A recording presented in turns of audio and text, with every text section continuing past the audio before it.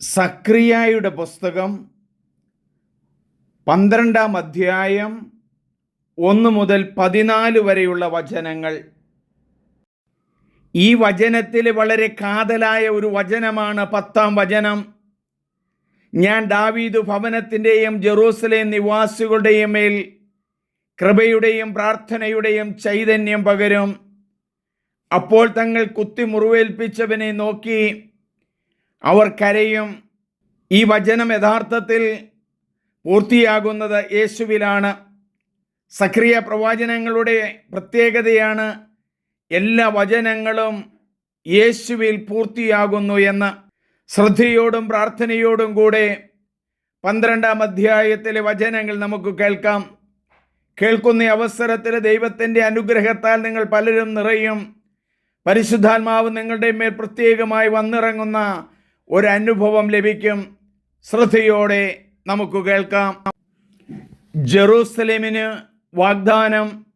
അരുളപ്പാട്. ഇസ്രായേലിനെ കുറിച്ചുള്ള കർത്താവിൻ്റെ അരുളപ്പാട്.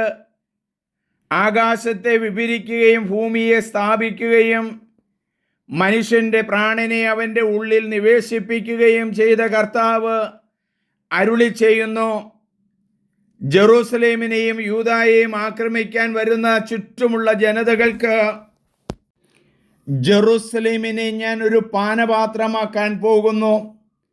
അവർ അതിൽ നിന്ന് കുടിച്ച് വേച്ചു വീഴും.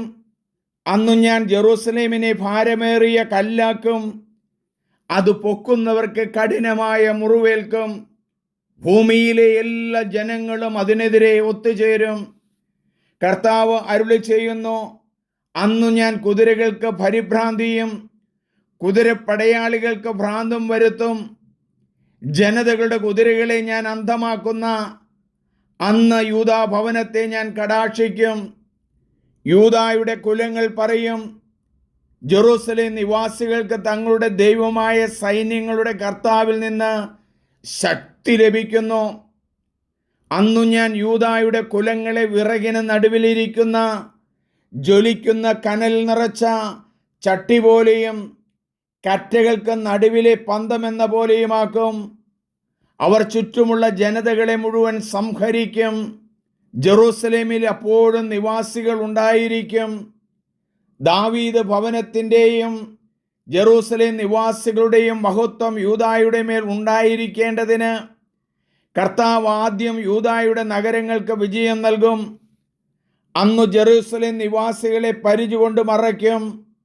അവരുടെ ഇടയിലെ ഏറ്റവും ദുർബലനായവൻ വന്ന് ദാവീദിനെ പോലെയാകും. ദാവീദ് ഭവനം ദൈവത്തെ പോലെയും കർത്താവിൻ്റെ ദൂതനെ പോലെയും അവരെ നയിക്കും.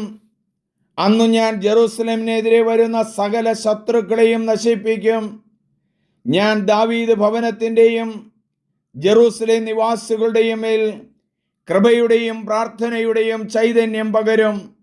അപ്പോൾ തങ്ങൾ കുത്തി മുറിവേൽപ്പിച്ചവനെ നോക്കി ഏകജാതനെ പ്രതി എന്ന പോലെ അവർ കരയും. ആദ്യജാതനെ പ്രതി എന്ന പോലെ ദുഃഖത്തോടെ വിലപിക്കും. അന്ന് ഹദ്രീമോനെ പ്രതി മെഗീദോ സമുദ്രത്തിലുണ്ടായ വിലാപം പോലെ ജെറൂസലേം വിലപിക്കും. ദേശത്തെ ഓരോ ഭവനവും പ്രത്യേകം പ്രത്യേകം വിലപിക്കും.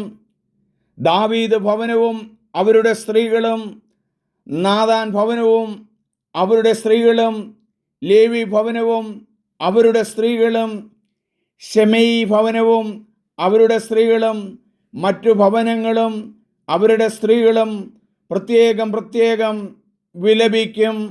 നമുക്ക് പ്രാർത്ഥിക്കാം. ദൈവമേ, സക്രിയ പ്രവാചകനിലൂടെ ഒരു ജനതയുടെ മുഴുവനും രക്ഷയെക്കുറിച്ചാണല്ലോ സംസാരിക്കുന്നത്. ഇന്നും ഓരോ സമൂഹത്തിനും ഓരോ കുടുംബത്തിനും രക്ഷയുടെയും കൃപയുടെയും ധാരാളമായ അനുഗ്രഹങ്ങൾ നൽകുന്നതിന് നന്ദി പറയുന്നു. സക്രിയ അരുളി ചെയ്തല്ലോ, ഞാൻ ദാവീദ് ഭവനത്തിൻ്റെയും ജെറൂസലേം നിവാസികളുടെയും മേൽ കൃപയുടെയും പ്രാർത്ഥനയുടെയും ചൈതന്യം പകരും. അപ്പോൾ തങ്ങൾ കുത്തി മുറിവേൽപ്പിച്ചവൻ എന്നത് യേശുവിലാണ് പൂർത്തിയായത് എന്ന് ഞങ്ങൾ മനസ്സിലാക്കുന്നു. യോഹന്നാന്റെ സുവിശേഷം 19-ാം അധ്യായത്തിൽ പറയുകയാണല്ലോ, കർത്താവിൻ്റെ തിരുഹൃദയത്തിൽ നിന്നും രക്തവും വെള്ളവും ഒഴുകി കണ്ടയാൾ സാക്ഷ്യപ്പെടുത്തിയിരിക്കുന്നു, ആ സാക്ഷ്യം സത്യവുമാകുന്നു. ദൈവമേ, പരിശുദ്ധാത്മാവിനെ പകരുമെന്നുള്ള ആ വചനം ഞങ്ങളിലേക്ക് പകരണമേ. ഈ വചനം കേട്ടുകൊണ്ടിരിക്കുന്ന ശക്തമായ രോഗങ്ങളുള്ളവർ, പ്രത്യേകിച്ച് ത്വക്ക് രോഗങ്ങളുള്ളവരെ രക്ഷിക്കുന്നതായിട്ട് കാണിച്ചു തരുന്നു. അവർക്കുള്ള സന്ദേശ വചനമാണല്ലോ സക്കറിയ പ്രവാചകന്റെ പുസ്തകത്തിൽ 12-ാം അധ്യായത്തിൽ 10-ാം വചനം. മനുഷ്യരുടെ മേൽ കൃപയും പ്രാർത്ഥനയും അങ്ങ് പകരുമെന്നത്. ഇത് കേൾക്കുന്ന എല്ലാവരിലും കൃപയും ചൈതന്യവും പ്രാർത്ഥനയും നൽകണമേ. ആമേൻ.